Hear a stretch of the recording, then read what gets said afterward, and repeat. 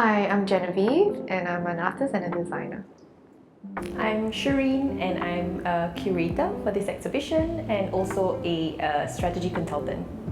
So the show is called A Place with No Sand, and it's a series of experiments, exploration and deconstruction of the material glass. The show on a more fundamental level is about ecological relationships between materials, humans and activities. And on a deeper level, it really is a commentary about the technical processes or the systems that underpin the way we relate to materials. When I first encountered glass sand, it's actually because of research that I was doing. I'm inspired by the material itself. When glass was crushed to sand, I think that was the most interesting state in which I've seen glass, because glass is actually a very dangerous material when you dispose of it.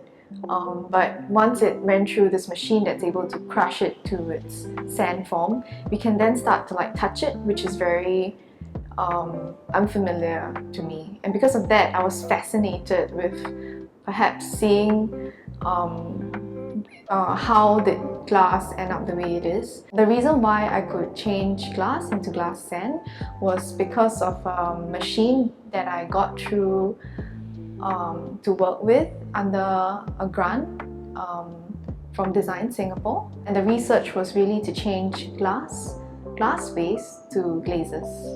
So basically, glaze is a very thin layer of glass above clay. And when I'm researching about glaze, I'm essentially researching about glass.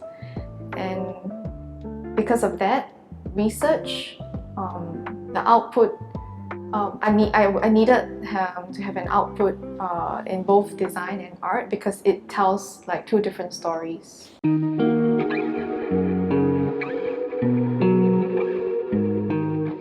For me, in composition, so the works that have the three frames in a set, I think for me that actually shows the trajectory of material histories, and from the point of extraction or origin of their imported context, I think why I've resonated so much with that work is because I know that was a lapse I also have in my material and technical knowledge about materials.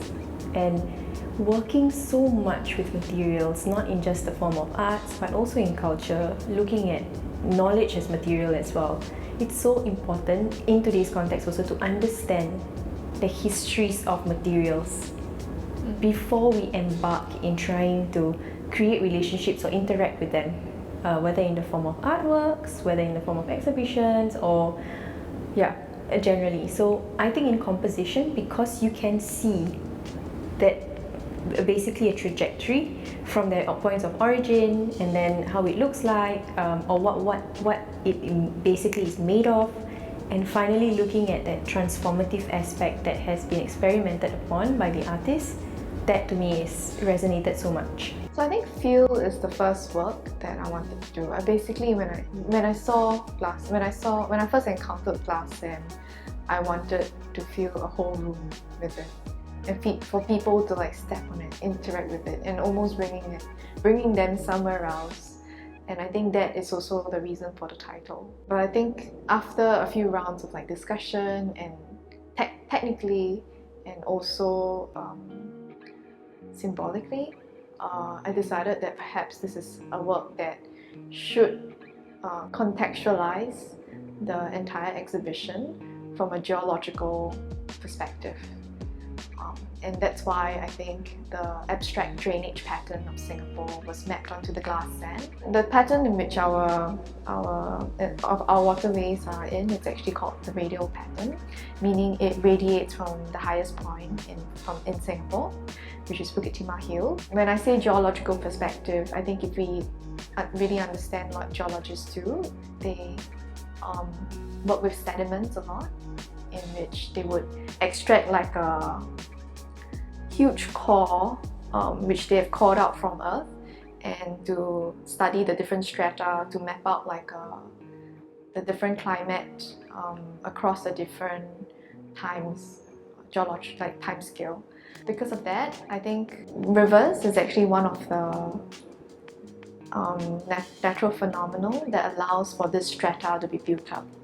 And that's why I think this work really contextualized the entire exhibition from that point of view, through the patterns.